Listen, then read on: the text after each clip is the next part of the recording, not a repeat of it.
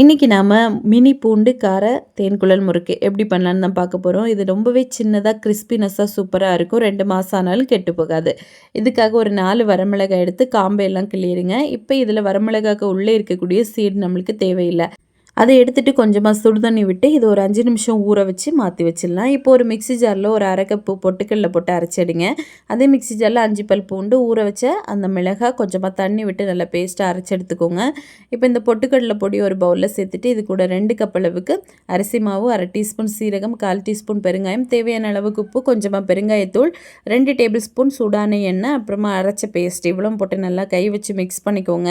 இப்போ 1 கப்பு தண்ணியை கொஞ்சம் கொஞ்சமாக சேர்த்து இடியாப்ப மாவு பதத்துக்கு நல்லா பிசைஞ்சு எடுக்கணும். எனக்கு 3/4 கப்பு தண்ணி தான் தேவைப்பட்டுச்சு.